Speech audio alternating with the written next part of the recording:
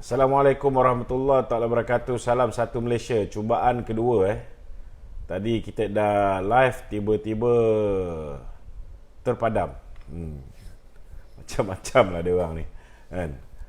Buka baru punya page pun dia orang kacau juga. Jadi inilah saudara. Kita tak tahu dah tukar kerajaan 3 kali tapi sama saja. Sama saja. Apa yang berlaku kepada kebebasan media ni makin hari makin parah. Mungkinlah kerana Facebook itu sendiri. Tak apalah, kita kekerasan kebaik. Mungkin tak ada campur tangan daripada pihak kerajaan, kan? Tetapi ini adalah tindakan yang dilakukan oleh Facebook. Bagus Facebook ni, kan? Campur tangan dalam soal politik negara ni. Okey, jadi saudara-saudara, seperti mana yang tuan-tuan sedia maklum bahawa tadi Speaker Dewan Negara iaitu Tan Sri Rais Yatim bakal membakar jabatan telah membuat satu kenyataan yang mengatakan bahawa kluster mahkamah wajar ataupun beliau menggesa supaya kluster mahkamah digantung keahlian sebagai ahli parlimen dan tidak dibenarkan memegang sebarang jawatan. Saya seronok nak jawab Rais Yatim ni sebab beliau ini adalah seorang pengamal undang-undang. Kalau pengamal undang-undang mengeluarkan kenyataan bodoh macam ni, sewajarnya kita memberikan teguran, tuan-tuan. Untuk makluman Rais Yatim, nombor 1 sekali, mana lebih mulia di antara kluster mahkamah dengan kluster penjenayah yang diselamatkan oleh politikus setelah mereka bersetuju menjadi barwa kepada pihak-pihak tertentu. Yang ni saya nak beritahu. Dia kena cermin diri dia sendiri. Saya ambil contoh paling mudah lah. Kalau misalnya beliau yang sebelum ini ada kes dengan amahnya sendiri, kalau beliau didakwa di mahkamah, adakah beliau akan mengeluarkan kenyataan bahawa beliau juga wajar digantung dan tak dibenarkan memegang jawatan? Yang tu kita kena tanya dengan Rais Yatim.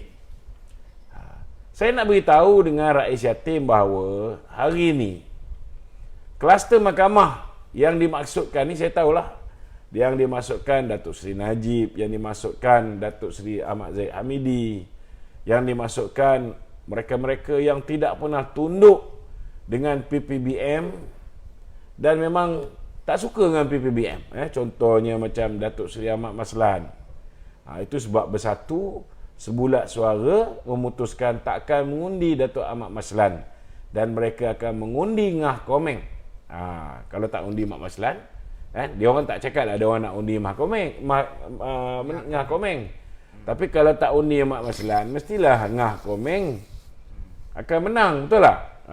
Itu sebab hari ni kita tengok mereka mengambil keputusan. Bila kita dah tembak semalam, mereka mengambil keputusan untuk melanjutkan proses pengundian untuk memilih timbalan speaker dibuat pada bulan Disember. Sebab kononnya nak masukkan, nak tambah seorang lagi timbalan speaker daripada pembangkang. Okeylah tu, tak kisahlah. Persoalan dia, adakah tindakan mereka-mereka yang tak nak tunduk dengan Mahathir, mereka-mereka yang tak nak tunduk dengan Muhyiddin, mereka yang tak sanggup untuk menjadi barwa kepada dua manusia ni, menyebabkan mereka ini didakwa di mahkamah dengan pendakwaan terpilih yang berniat jahat, malicious prosecution, dan terang-terang bermotifkan politik. Adakah mereka ni hina? Tun Mahathir suruh Datuk Zahid bubarkan UMNO, Datuk Zahid tak bubarkan UMNO. Kalau misalnya Datuk Zahid nak senang, dia bubarkan UMNO lah, ikut cakap Mahathir. Bila dia ikut cakap Mahathir, maka selamatlah dia. Kes dia pun mungkin diselamatkan. tetapi dia mengambil keputusan tidak mahu membubarkan UMNO. Tuan-tuan, sama jugalah kan? Bila mana ada arahan daripada Majlis Kerja Tertinggi UMNO dan Perhimpunan Agung UMNO untuk menghentikan sokongan terhadap Muhyiddin Yassin sebagai Perdana Menteri. Kan? Kita lihat rakan-rakan kita seperti Dato' Ahmad Maslan, Saudara Aziz Rahim, kan?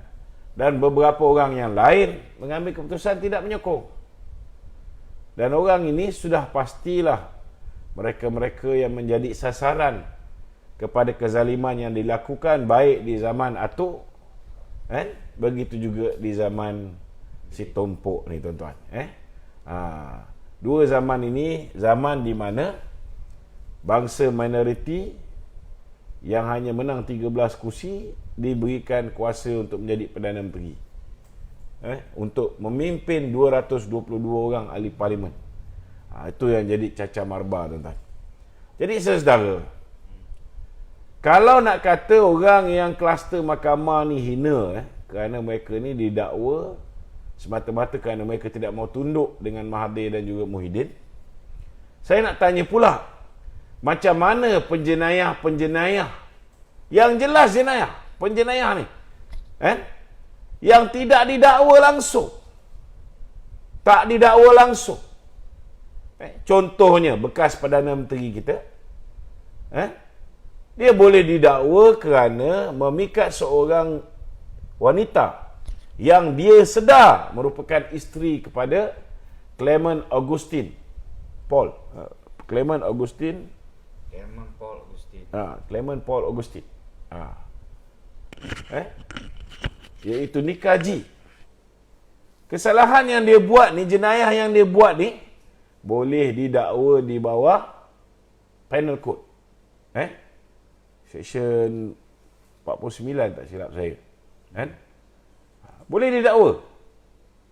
Maknanya dia ni, tuan-tuan, pada hakikat dan realiti dia penjenayah. Tapi dia diselamatkan, dia tidak didakwa di mahkamah.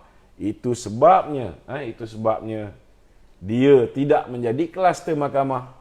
Sebab tak sempat pun masuk mahkamah, kesnya telah ditutup. Tuan-tuan. Begitu juga tokoh semburit negara yang pernah menjadi timbalan Perdana Menteri ataupun Menteri Kanan 1. Kan? Sekarang pun masih lagi Menteri Kanan 1. Dia dah jelas ada pengakuan daripada apa dipanggil? Haziq nama dia. Haziq. Daripada Haziq, memang terang-terang Haziq dah mengaku dia dan Azmin lah dalam video di Hotel 4 Point Sandakan tu. Ada CCTV, ada video yang Haziq rakam. Haziq ke? Haziq. Ya. Bulan puasa. Lepas tu berlaku dalam bulan puasa. Tuan-tuan, ada pendakwaan? Tak ada, tuan-tuan. Tak ada. Banyak lagi lah kes yang melibatkan Syed Saddiq, kes yang melibatkan pemimpin-pemimpin PPBM, pemimpin-pemimpin Armada, Armanja, semua sekali.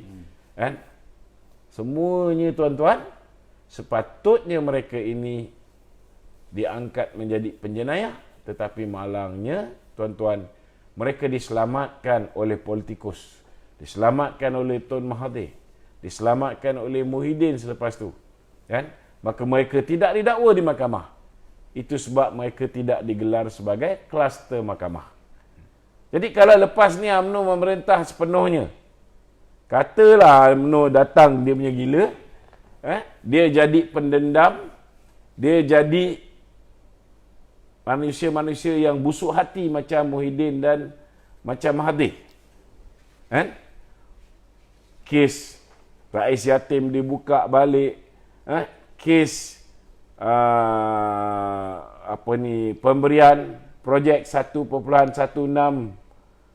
bilion dibuka balik, projek YTL 3 bilion dibuka balik, projek Nikaji dibuka balik, kan?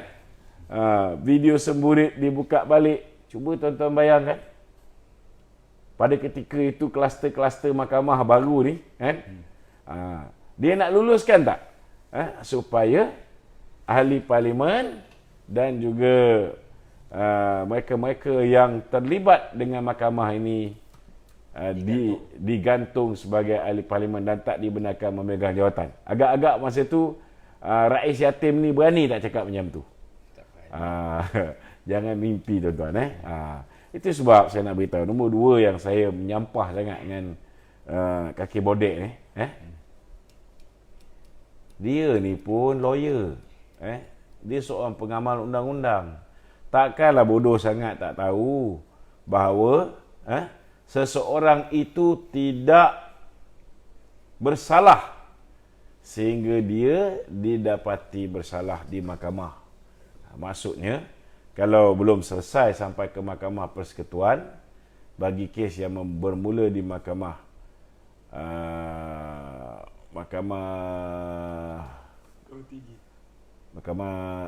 tinggi, dan selagi belum tamat di mahkamah rayuan, bagi kes yang bermula di mahkamah session, kata silap saya, maka sewajarlah orang itu dianggap sebagai belum bersalah. Belum bersalah. Kalau misalnya dia didapati bersalah di mahkamah tinggi, dia putuskan dia tidak mau merayu, kan? Itu orang dah confirm bersalah. Ataupun orang yang dah didapati bersalah di mahkamah tinggi, mahkamah rayuan, mahkamah persekutuan, dah bersalah. Dah confirm dah bersalah. Kan? Tetapi bila dia mohon dapat pengampunan, segala kesalahan dia itu tergugur. Kalau dia dapat pengampunan, diraja. Pun boleh pegang jawatan lagi. Kan? Jadi apa pasal nak pandai-pandai buat satu peraturan yang jelas bertentangan dengan kehendak undang-undang. Dan sebagai seorang pengamal undang-undang, bagaimana Rais Yatim boleh mengeluarkan idea bodoh macam ni? Amat menyedihkan. Mentang-mentang kau sekarang ni berkuasa, kan? Besok lusa bila kau dah hilang kuasa, barulah kau orang akan faham. Okey. Kita mulakan dengan sesi soal jawab. Sesiapa yang ada sebarang pertanyaan, bolehlah diajukan. Okey. Okey, Datuk. Assalamualaikum. Datuk, Kabinet Kerajaan baru telah bersetuju bank mengecualikan faedah moratorium, kata Tengku Zafrul. Alhamdulillah lah, setidak-tidaknya hari ni kita tengok bila tukar Perdana Menteri, ada jugalah benda baik yang dilakukan oleh kerajaan di bawah pimpinan Datuk Seri Ismail Sabri.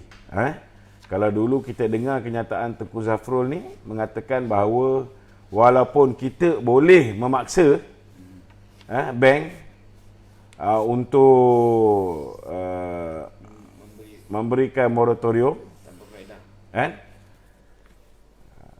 tidak semestinya kita perlu melakukannya.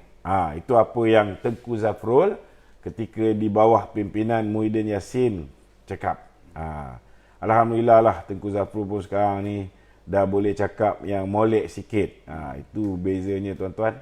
Bila ada Perdana Menteri daripada UMNO dengan daripada Bersatu. Berbeza. Jadi kita pun mengharapkan lebih banyak lagi perubahan dilakukan oleh Datuk Seri Ismail Sabri. Dan insya-Allah kita akan memberikan sokongan selagi mana apa yang dibawa tu perubahannya baik, kan? Memang rakyat sedang menunggu. Kenapa rakyat menunggu ni? Sebab bila mana sebelum ni dalam PKP pertama kita dapat moratorium tanpa syarat. Alhamdulillah.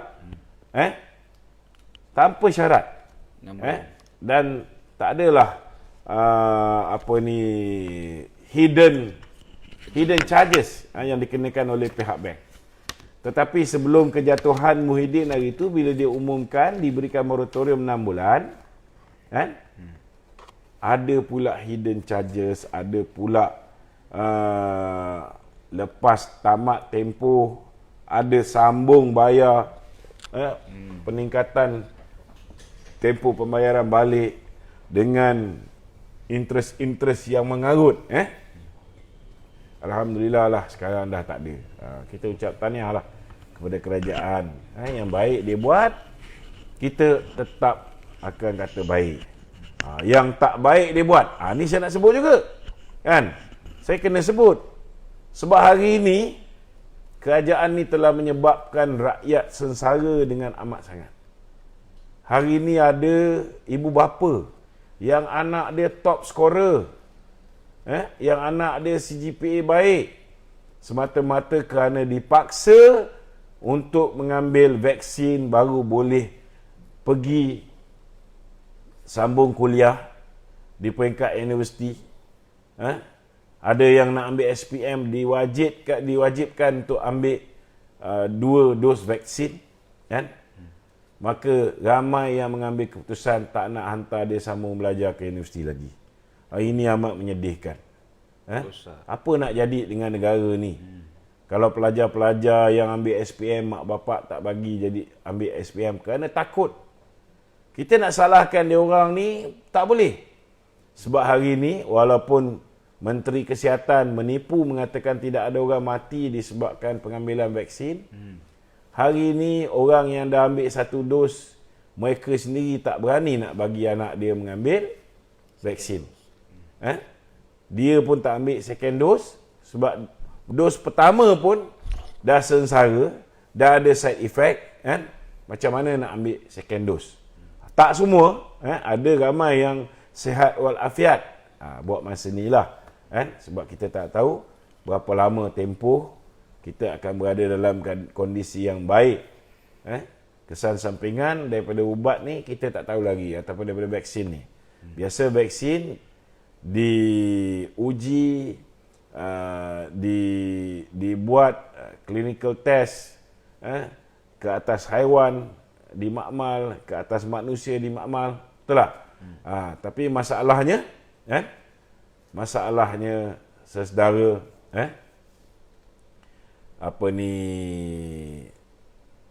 vaksin yang dihasilkan ini adalah merupakan emergency vaksin, yang dibenarkan sementara, tuan-tuan. Jadi dia belum betul-betul matang. Kita tak tahu kesan sampingan dia untuk tempoh 5 tahun yang akan datang, sebab penghasilannya berlaku kurang daripada 1 tahun. Jadi macam mana? Yang lebih menyedihkan, kalau anak tu ambil vaksin pula, mak bapak kalau tak cukup 2 dos, tak boleh pergi hantar anak-anak ke universiti. Allah Akbar. Cubalah jangan buat keputusan-keputusan yang tak bijak macam ni.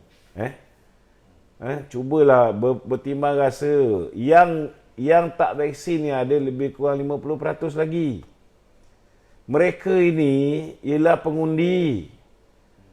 Kalau tak nak berfikir dengan waras pun, fikirlah termolok kamu sebagai ahli politik, setahun 2 tahun lagi kamu terpaksa berhadapan dengan rakyat yang kamu paksa ambil vaksin ni. Dan cuba bayangkan bila mereka sampai ke peti undi, mereka terbayang muka kamu yang memaksa mereka mengambil vaksin. Mereka terbayang muka kamu yang memaksa anak-anak kecil mereka yang berusia 12 hingga 17 tahun mengambil vaksin. Mereka sampai di peti undi, sebelum mengundi, mereka terbayang orang yang memaksa anak-anak mereka nak masuk universiti kena ambil vaksin. Mereka terbayang bagaimana mereka dipaksa nak pergi hantar anak ke universiti pun kena vaksin. Takkanlah korang tak fikir pasal masa depan korang ni sendiri. Kalau setakat masa depan korang tak apa lagi, nak beritahu dengan KJ ni, kau datang daripada UMNO, so yang akan terkesan ialah UMNO. Padahal idea-idea bodoh ni datang daripada seorang menteri yang tak berapa cerdik. Kan? Mulut kata tak nak paksa, tetapi dari segi pelaksanaan, realiti dia paksaan sudah lama berlaku dalam negara ni. Tengok hari ni UK pun sudah pun menghentikan pemaksaan ke atas pengambilan vaksin. Tak ada lagi dah. Tiada paksaan. Tak ada paksaan. Jadi Londoner macam KJ ni takkanlah tak boleh nak ubah sikit. Jangan risaulah. Jangan risau. Duit hasil vaksin 87 juta dos tu pun tak habis makan. Kalau tak dapat tambahan vaksin baru ni pun, kalau tak laku pun, boleh hidup. Tak mati insyaAllah. Ada rezeki datang daripada sumber-sumber lain. Tu je lah nak beritahu. Tolonglah. Tolonglah berhenti buat kerja-kerja yang tak masuk akal. Sebagai umat Islam, macam mana kita boleh mengharamkan orang yang tak ambil vaksin ni daripada menunaikan solat waktu 5 waktu di masjid? Macam mana kita boleh haramkan mereka ni daripada solat Jumaat? Tapi VVIP macam mana nak fikir tak boleh hadam? Tak boleh hadam. Dan orang akan tanya dengan Menteri Agama daripada PAS, Ustaz Deris. Macam mana Ustaz Deris nak jawab kalau misalnya keputusan pihak atasan sudah pun memutuskan bahawa selagi tak ambil 2 dos, tak boleh menunaikan solat Jumaat. Kalau saya pun duduk di tempat Ustaz Deris, saya pun pening kepala. Sebab orang akan bertanya dengan dia, sebab dia Menteri Agama. Dan dia pun pernah cakap, tak payah tunggu 5 tahun, 5 hari, macam-macam perubahan akan dilakukan oleh PAS. Tak ke pening kepala PAS nak menjawab? Kan? Padahal dia Menteri Agama je, dia ikut je apa yang diputuskan oleh Kabinet. Kalau Kabinet tu banyak orang bersatu, semua bersatu hati untuk berpegang kepada amanat Perdana Menteri ke-8, diteruskan semua polisi-polisi Perdana Menteri ke-8, kemudian diangkat pula Perdana Menteri ke-8 yang dah gagal ni menjadi penasihat MPN. Penasihat majlis untuk menjadi pengurusi Majlis Pemulihan Negara. Tuan-tuan pun boleh bayangkan lah, sama ada negara tu boleh dipulihkan atau makin jahanam bila letak dengan orang yang banyak memusnahkan negara kita ni. Okey, soalan lain. Okey Datuk. Ini soalan dia. Mahyadin Yassin berkata dalam mesyuarat agung PPBM baru-baru ini bahawa Bersatu akan kembali sebagai parti pilihan rakyat. Apa komen Datuk? Ini lagi satu kenyataan bodoh. Macam mana Bersatu nak kembali menjadi parti pilihan rakyat, sedangkan Bersatu tak pernah tak pernah menjadi parti pilihan rakyat. Cuba beritahu bila masa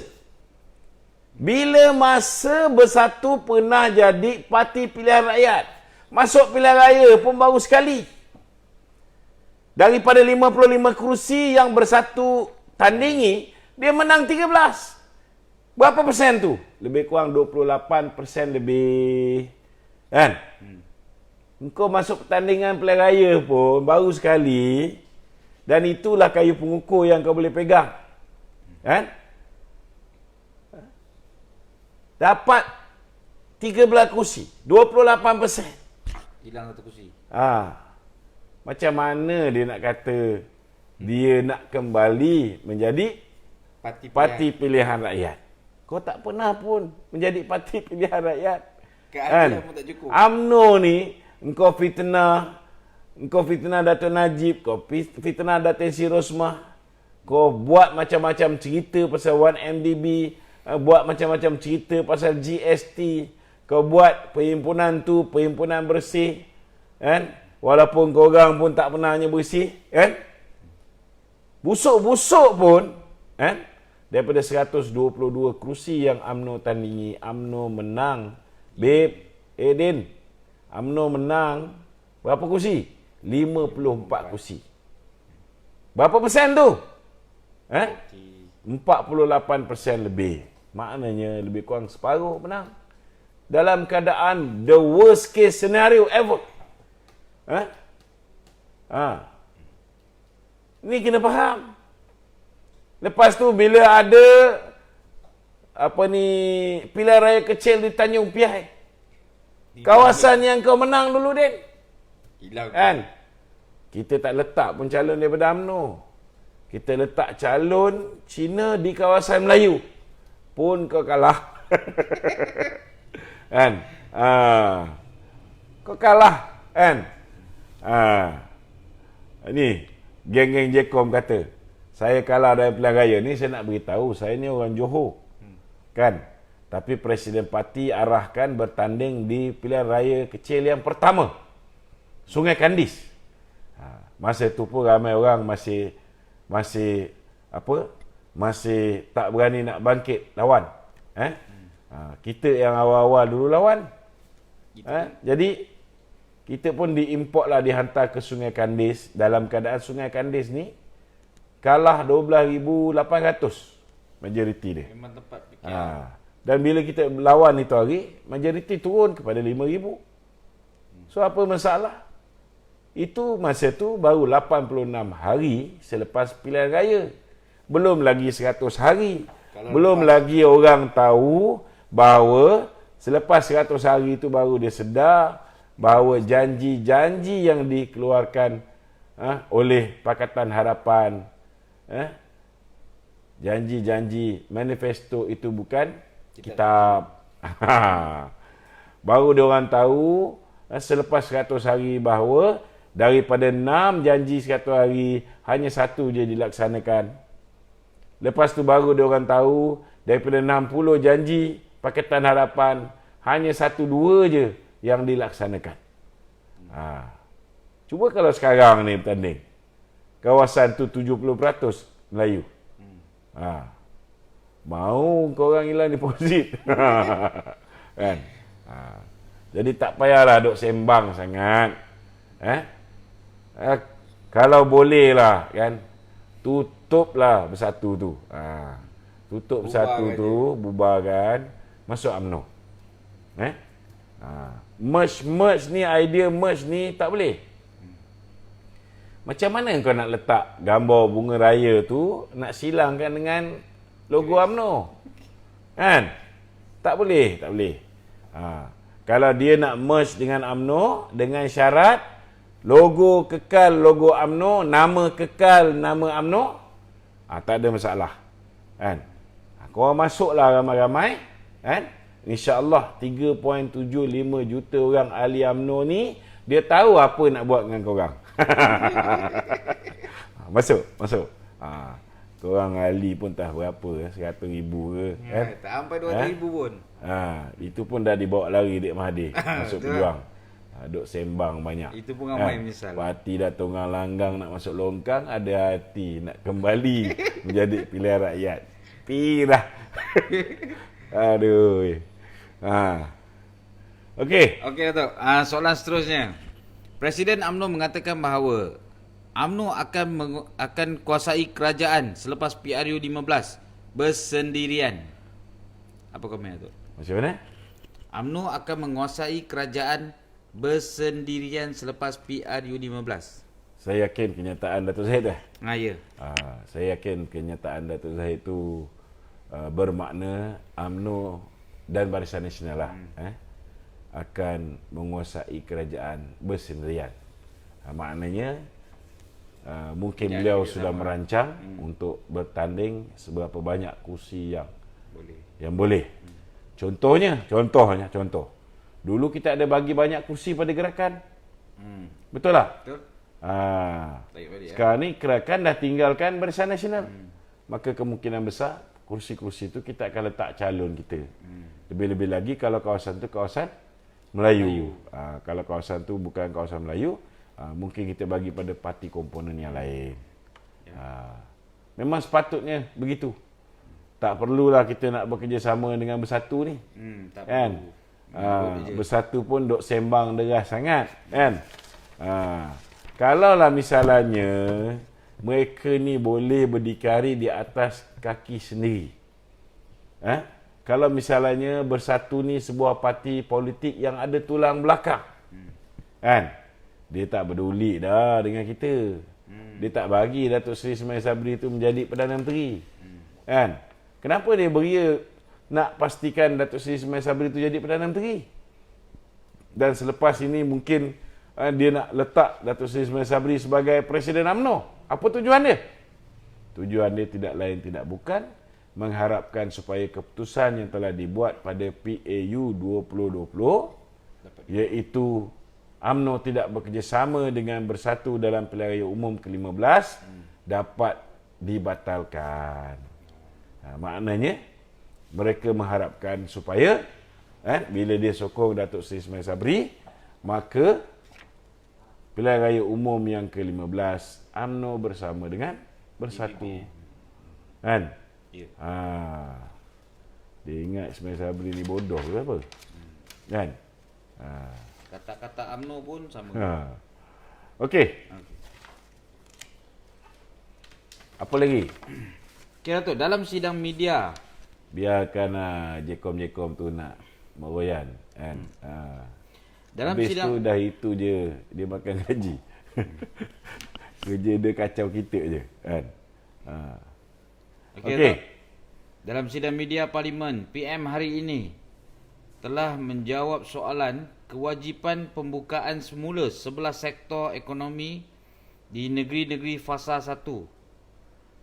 Langkah mengurung rakyat yang dengan lebih lama sudah tidak sesuai dan dikuatiri dapat memberi implikasi buruk kepada kesihatan mental dan usaha membawa negara bebas daripada pandemik COVID-19. Alhamdulillah lah, kita pun ucap terima kasih sekali lagi kepada Perdana Menteri. Kerana kita dah bercakap ni bertahun dah kita cakap lebih Dekat 4 tahun. lebih 10 bulan lah kita cakap supaya apa dipanggil, buka pintu ekonomi ni seluas-luasnya. Kan? Kita jangan ambil kerja Tuhan, orang ni boleh cek makan, orang ni tak boleh cek makan. Yalah. Macam yang Muhyiddin buat. Bukan dah tak sesuai pada masa ni. Ni nak kena betulkan kenyataan PM ni. Bukan tak sesuai buat masa ni. Daripada awal lagi pun tak sesuai. Apa yang Muhyiddin buat, Muhyiddin gagal ni buat daripada awal lagi memang tak sesuai. Bukan sekarang ni baru tak sesuai. Tak betul. Memang daripada awal tak sesuai.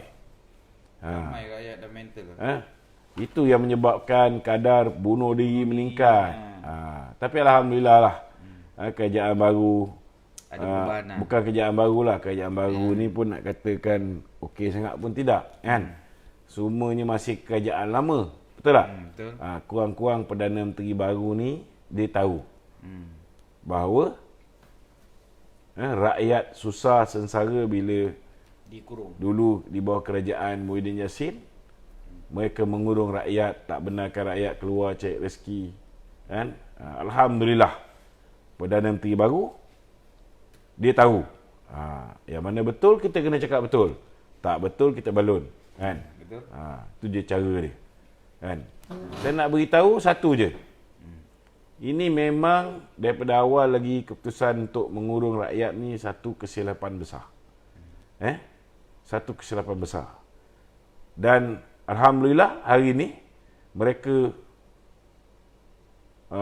dah mendengar apa yang kita sarankan daripada awal, buka pintu masuk ekonomi, buka pintu ekonomi itu seluas mungkin biar rakyat jaga diri mereka sendiri. Tetapi satu benda yang mungkin tertinggal, pendidikan yang sepatutnya dilakukan bagi memastikan rakyat tahu macam mana cara nak elak daripada dijangkiti COVID, macam mana kalau dah dijangkiti COVID, apa yang perlu dilakukan, apa yang perlu dimakan, apa yang perlu dielakkan Ini semua perlu diberikan pendidikan. Yang ini kurang lagi penegasan. Kurang lagi penegasan. Dan alhamdulillah juga sebab hari ini kita tengok DG Kesihatan sudah mengaku bahawa vaksin bukanlah satu-satunya jalan penyelesaian untuk mengatasi COVID. Cuma yang menyedihkan kita, sampai sekarang kau dah tahu vaksin ni bukan satu-satunya jalan penyelesaian COVID. Yang sampai hari ni kau haramkan lagi ivermectin ni pasal apa? Kan? Nak buat perangai macam orang kat Australia ni. Kat Australia ni apa dia buat? Sekarang ni orang rakyat Australia pun dah bising. Apa yang berlaku di Australia, tuan-tuan? Orang yang ambil vaksin dos pertama, dos kedua ni, bila masuk hospital diberikan ivermectin secara senyap-senyap. Kan? Tapi orang yang tak ambil vaksin tak diberikan ivermectin. Tu yang cepat masuk incubator tu. Cepat ditidurkan. Kan? Lebih ramailah mati sebab mereka ni tak diberikan ubat yang sepatutnya dapat diberikan kepada semua orang. Kemudian bila orang yang ambil vaksin tu, dia kata disebabkan mereka ambil vaksin, kan? Maka mereka ni kadar untuk pulih. Kadar untuk pulih lebih cepat. Lebih tinggi dia punya kebarangkalian untuk pulih. Padahal pakai ubat ivermectin juga. Sudahlah, cukuplah dengan penipuan selama hari ini. Kan? Vaksin pun banyak dah laku, kan? Kalau nak juga beli lagi 12.8 juta daripada Pfizer tu, seperti mana yang KJ kata Pfizer tawarkan, belilah vaksin tu. Pakailah duit rakyat. Tapi tolonglah, janganlah korang haramkan ubat ivermectin, ubat-ubatan lain yang sepatutnya boleh digunakan untuk menyelamatkan lebih ramai rakyat. Hari ini yang mati dah lebih 20,000. Cuba korang bayangkan, korang tak sedih ke yang mati ni? Kan? Betul lah yang mati ni bukan anak beranak Muhyiddin Yassin. Betul lah yang mati ni bukan anak beranak KJ. Betul lah. Tapi dia orang ni manusia. Dia orang ni manusia. Tak sedih ke kita bila tengok rakyat kita mati? Satu hari 500 lebih. Cuba bayangkan, hari ni angka mati dah nak sampai 600 ni. Apa kejadah ni? Tolonglah, tolong. Benarkan ivermectin ni digunakan di hospital-hospital. Benarkan farmasi-farmasi menjual balik ivermectin ni. Korang buat macam ini, Allah, sedih lah. Ini nyawa rakyat kita. Tolonglah. Okey. Okey Datuk, minta komen sikit. Sebab Datuk orang Johor kan. PN Johor sedia bertanding semua 56 DUN tanpa UMNO. Apa komen Datuk? Macam saya cakap lah, kalau bersatu ni ada tulang belakang, kan? Kalau pemimpin bersatu ni ada telur, dah lama dah. Dia tinggalkan UMNO ni, kan? UMNO dah buat keputusan. Betul lah ada 32 orang ke berapa puluh orang MP UMNO masih lagi dengan Muhyiddin, kan? Tapi UMNO sebagai sebuah parti dalam Perhimpunan Agung, dia dah buat keputusan tak nak kat engkau. Takkan tak malu lagi, kan? Kalau dia orang ni betul lah berani nak bertanding sampai berapa kursi? 56 kursi kat Johor. Johor tu tanpa UMNO. Silakan. Silakan. Kita nak tengok boleh menang satu kursi tak? Tak payahlah cerita 56. Kan? Silakan.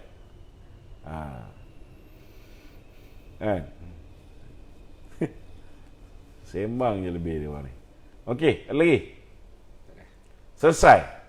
40 minit. Kau memang pandai soalan 40 minit je habis Okey tuan-tuan, kalau ada sebarang soalan-soalan yang nak disampaikan kepada saya, Tadi ada satu ini Soalan. satu orang dia bagi banyak soalan tu. Aku lupa nak forward kau. Tak forward? Besok kita jawab soalan dia. Siapa yang ada soalan tu boleh ajukan kepada saudara Azman Nombor telefon apa? 018 018 2668 2668 274. 274. Tapi bagilah soalan yang kita belum lagi menjawab supaya saya tidak berulang cerita benda yang sama. Cari soalan-soalan yang fresh. Okey. Assalamualaikum warahmatullahi wabarakatuh.